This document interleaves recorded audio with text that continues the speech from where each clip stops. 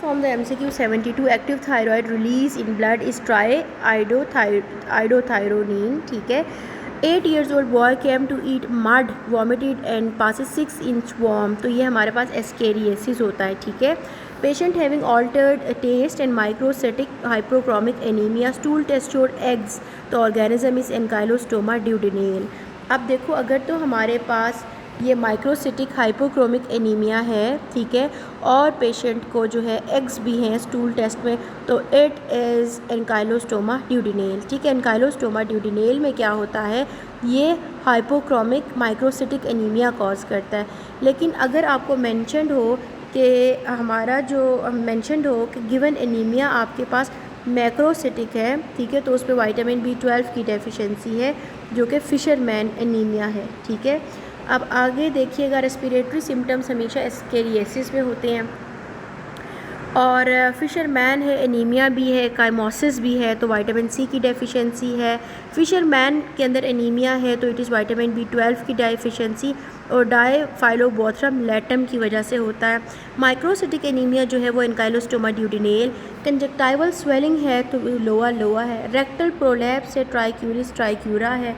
Muscles है, माइल्जिया है, तो वो हमारे पास क्या है, ट्राइचेनेला स्पाइरालिस है. ठीक है.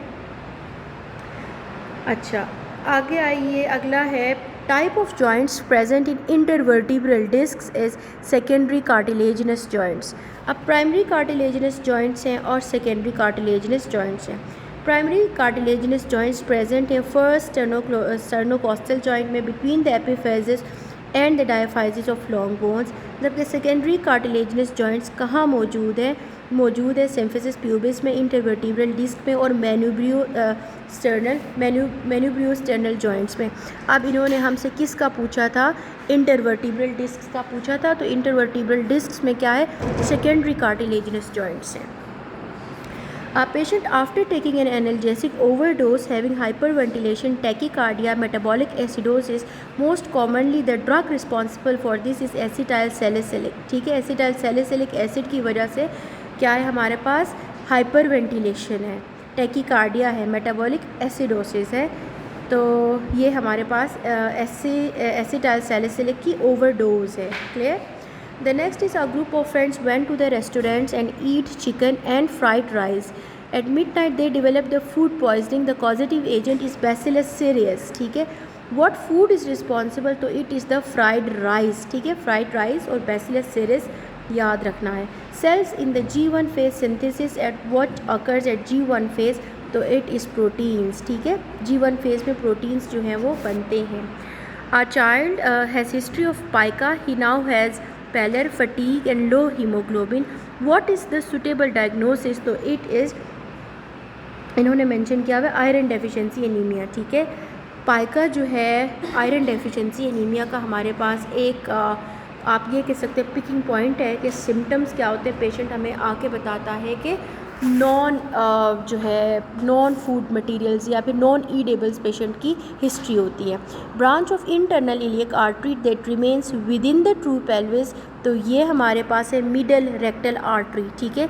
ये इंटरनल इलियक आर्टरी से निकलती है और ट्रू पेल्विस में ही रह जाती है, ना आगे इसकी कोई ब्रांचेस है ना कुछ. Which one is raised in idiopathic thrombocytopenic purpuras. तो इसके अंदर ब्लीडिंग टाइम जो है वो इंक्रीज होता है.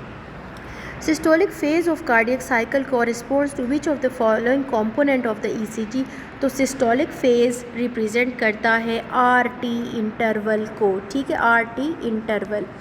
Most likely about memory glands is, तो याद रखो 15 to 20 lactiferous ducts जो है वो memory glands में present होते हैं. ठीक है. In left suprarenal gland supplied by, left suprarenal gland की सप्लाई क्या है, तो it is inferior phrenic artery. ठीक है. The slowest conduction speed in the cardiac conduction system is a feature of which, तो it is atrioventricular node. AV node पे conduction speed जो है वो स्लोवेस्ट है. क्लियर.